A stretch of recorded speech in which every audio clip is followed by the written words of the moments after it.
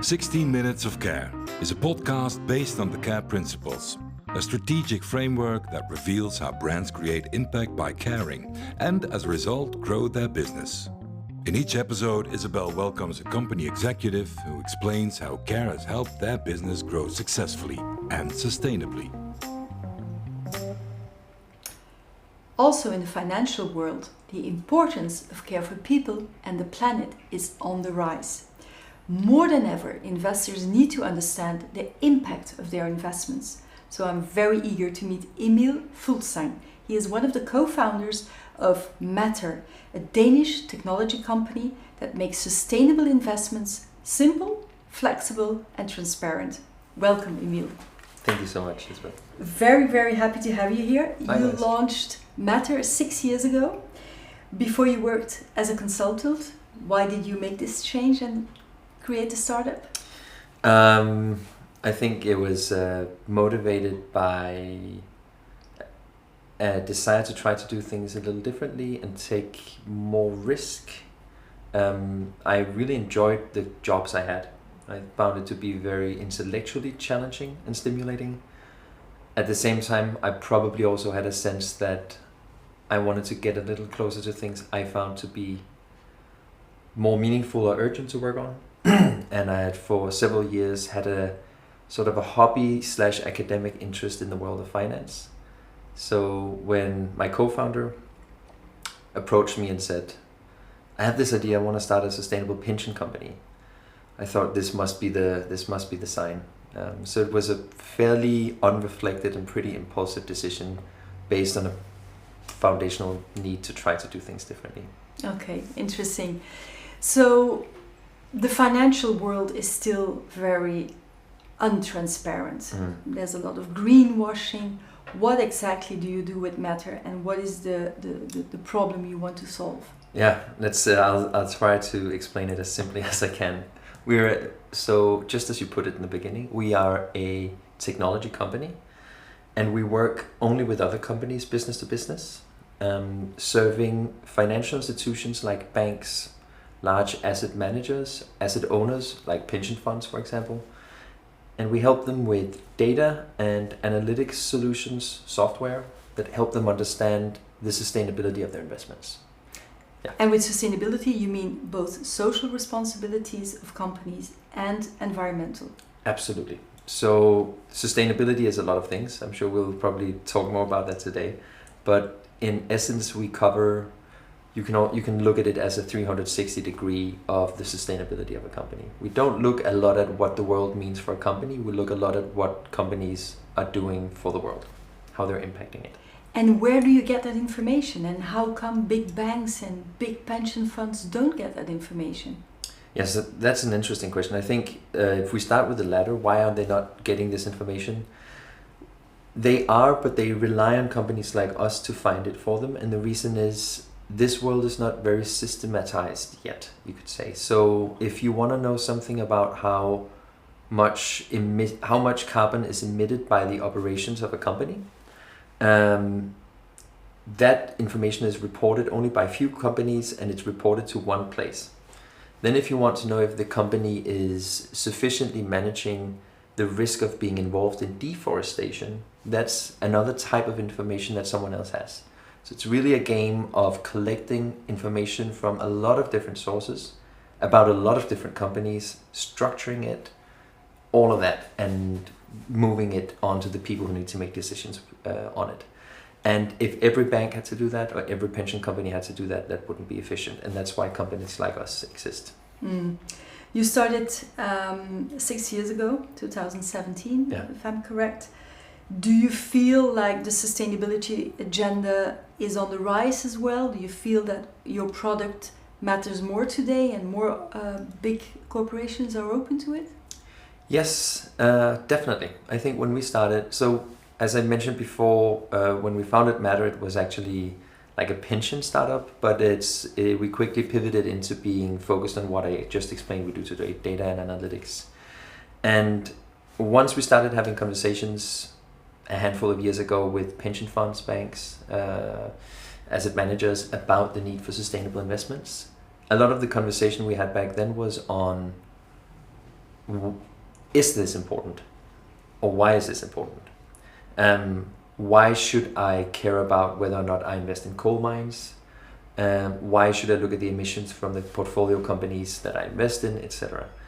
It feels very much like the conversation has moved away from why is this important or is it important, and into how do I work with it and what do I do about it. So I think everyone has acknowledged, at least in Europe, and to a growing extent in North America, and very quickly in Southeast Asia as well, this is something we need to look at. It's happening in different ways and at different speeds, but it's no longer a question of whether or not it's relevant for investors to look at. It's more a matter of how do you then do it? What do you look at? How do you implement it into your investment decisions, etc.? Thank God that it's finally happening. There's, like we said, in Europe, there's the legislation that is coming, the Green Deal, European Green Deal. Then we have the Sustainable Development Goals from the United Nations. And then you have the ESGs. So there's a lot of things happening and a lot of regulations. Can you explain in very simple, if it's possible, in very simple way, what are all the differences and why does it matter? Yeah. Well, now I say yes, as if I can explain it simply. I'll try, at least. It's probably easiest to understand all of these different acronyms if you look at it chronologically. So when the financial industry started looking at sustainability 2 decades ago, there was no way to really codify it or understand it. The only thing you knew about sustainability was ethical decisions of things you don't want to invest in. Church foundations that did not want to invest in things from an ethical reason, so that was the only practice of what you could say norms-based investing. As it progressed over the last 2 decades, the notion of ESG came up. And that is investors that have themselves together, data providers in the financial industry together has come up with a concept for investing in a sustainable, socially responsible way. And I'm doing like this because a lot of these words are a little complicated to use. Some people would say that ESG investing is not sustainable. It's a more basic thing. But anyway, ESG refers to environment, social and governance related factors that you can integrate when you invest. And that was, when that happened a couple of decades ago first, a very new thought, because historically you've only been looking at financial metrics when you invest, and now you start to care about other things. ESG therefore also evolved into a little bit of a weird thing. So ESG investing today is looking a lot at how all these sustainability themes, environmental, social and governance themes, affect a company rather than how a company affects them. Case in point, you care more about measuring how the emissions of a company affects its stock price than you care about looking at how much the company actually emits. That is ESG. It's an industry standard with a lot of different privatized models for measuring it, and it's a little bit more focused on risk around the company rather than actual impact. Mm-hmm. Then you've got the United Nations Sustainable Development Goals, the SDGs. That is a multilateral framework with all the countries in the world that have come together and said, what is the blueprint for sustainable development? Where should the world be on social themes, climate themes, peace, institutions, economic growth, 15 years from now? And those goals were set 8 years ago, so we're halfway. And those goals, a lot of companies use now in their communication to say we work on number 2 or number 7 or number 9. That's one of the things that companies use now, right? Exactly. So you'll see a lot of communication around, we specifically focus on this sustainable development goals. We're a medtech company, so we work with SDG 3, for example, good health and well-being. Now, that's maybe a good way to move into the regulation thing of what's going on, because what you have seen with the ESG agenda, before that CSR, corporate social responsibility, and now with all this communication around the UN Sustainable Development Goals, there's been a lack of standards for, first off, there's been a lack of knowledge of whether what is being done has been good enough. So is it enough when companies say that we support some SDGs? Is it enough when a private company creates some data around another company and says they are performing 60 out of 100 on ESG? Does that mean that we'll get to where we need to be as a society? And particularly in the EU, there's been a lot of concern for that. There's been concern about protecting consumers so that companies can't SDG wash, as you could say, their products and services. But there's also been a more deeply rooted concern for how do we steer capital? So how do we ensure that investors who invest in these companies are actually betting on the right industries so that we get the transition we need to support the Paris Agreement, to limit emissions, global temperature rise, but also support several social themes. And that has led to a wealth of regulation in the EU that tries to codify sustainability. So now there's an EU taxonomy that sets new standards for sustainability. There are specific disclosure regulation under that you have to disclose against. So everything has gone from being, again, zoom back the 20 years ago, something people in the industry would define themselves, to a very complex, heavy, and incredibly detailed and constantly evolving regulatory scheme. In Europe, mainly. In Europe. And then it's happening a little different in the other places. In North America, it's more focused on requirements. So you're not telling investors what to do, you're just telling them what to say. And that they have to disclose what they do, but then it's up to them to define how to invest sustainably. Yeah. So it's getting pretty messy. Exactly. It's pretty messy and pretty complex. Let's get back to care for the planet, because that's what I understand. I mean, otherwise you're going to completely lose me. You researched and discovered that the highest emitting industries, such as the gas and oil industry, have the least ambitious net zero commitments. Yeah. That's it. On one hand, it's maybe not surprising. On the other hand, you would say, damn. It's a problem, you could say, right? I agree. It's maybe not that surprising, but it is a problem. So a net zero commitment is a company that commits to reducing its emissions to an extent where at the end of when they've reduced them enough, they are net zero, meaning they capture as much CO2 as they emit. Yeah. And obviously we need the entire economy to go in that direction. I think the metaphor is it's a bathtub and water is running in, that's CO2 emissions, and it's being filled up. So we need to not just reduce the CO2 emissions, we need to turn off that faucet and stop the water pouring in. That's why we need to get to net zero. So it's great when you see companies that set net zero targets and have them approved and start following that trajectory. But it doesn't matter that much if the only companies that do it are technology companies with very little emissions, or if it's service companies with limited emissions. It matters way more if it's oil and gas companies, transportation, industry, those industries companies that historically with huge carbon footprints. Exactly. So our research found that if you look at where those commitments are being made, those industries with the highest emissions are least likely to set goals.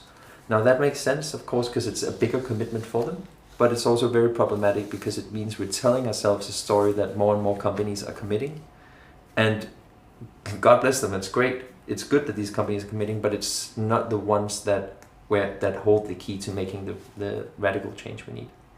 Do you see radical change with the big ones? Depends on the industry, I think. I think investors have been too good at telling themselves a story that all companies can change, or most companies can change. I think the world is yet to see empirical evidence for an oil company that says, you know what, I spent a lot of money buying the concessions to take all this oil and gas out of the ground, but I'm just going to leave it there. I'm going to tell the shareholders that they're never going to get their money back. And that's back to the metaphor of the faucet and the bathtub. That's a way to turn down the water, right? They're not doing that. Investors don't succeed. Investors don't even want them to do that because it means they will lose money. So I think the types of change we see in a lot of the industries where change needs to happen is very incremental and not radical. So yes, they're investing a little bit more now in renewable energy, but they're still mainly investing in fossil fuel. Of course. So in the oil and gas industry specifically, no, there's no radical change. But I think there are other industries with good examples of more radical change. Like what industries, for instance? Specific companies in the utilities industry. So now we're in Copenhagen here in Denmark, and the local utility company here in Denmark is Ørsted, that used to. So we're in a country where we have no mountains, we have no rivers. We don't have geysers with thermal energy coming up. So where can we find renewable energy? We don't have dams, for example. Wind energy. Wind. And I think there's a beautiful transition story in someone like Ørsted, who was historically just a coal-based power plant operator. And they have transitioned into becoming a specialist at developing and operating. It's a great case. Renewable energy. I bring that case very often also because they are so transparent about their whole transition that took them a decade. Yeah, exactly. And it's great. It's a beautiful example. And I think it does it justice to call it radical because it happened fairly quickly and it's a big ship to turn around. 10 years. It took them 10 years to, totally. Just let's get back to the banking world. Yeah. The banking industry is very untransparent, like I said before. Can you give us a tip as individuals? And I know you don't work for end consumers, but if we want to invest a little bit of money, how can we make more sustainable investments? What do we need to look at? Yes, luckily today that's easier than it was just a few years ago. The short answer is I would look to EU classification of funds that is a pretty good, it's not a perfect, but it's a pretty good indicator of sustainability. And that particularly what you need to look for is SFDR Article 9 funds. Oh my God, I'm going to write that. Write it down and go down to your bank and say, let me look at the different investment products you have and let me know if any of them are Article 8 or Article 9. If there is an Article 9 fund or several Article 9 funds, chances are, it's not a perfect, as I said, that's not a perfect system, unfortunately, but chances are that they will be way more sustainable than any other alternatives. So that's a really good place to start, and you doesn't have to get more complicated than that. Okay, that's already a great You can then ask for more advice on, do you want to, favor gender equality or climate? Maybe your bank can help you with that. Maybe they can't. But the Article 9 thing is a good indicator. Okay. Last question for the first episode, Emil. You also run a company, you're a startup. What do you do to take better care of the planet within your company? A number of different things. Simple stuff. So first off, I think our main focus is on the product and not in our operations. So everything we do is about building data and analytics solutions that can help investors see further and change things. Whereas if we were a company that produced furniture, a lot of our impact would be on trying to reduce emissions from how we did it, the operation rather than the product, right? For us, the impact case is very much on the product.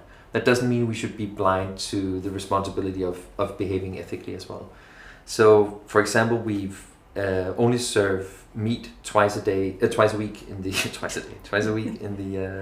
for lunch, and it's only at half of a normal portion.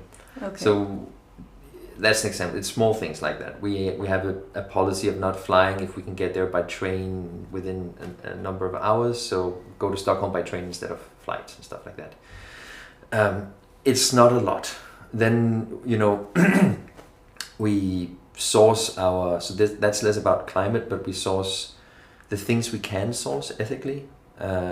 They help with office assistants and cleaning, coffee, things like that. We try to find providers that either work with groups of people that need a job or work with smallholder farmers who are part of a sustainable coffee supply chain.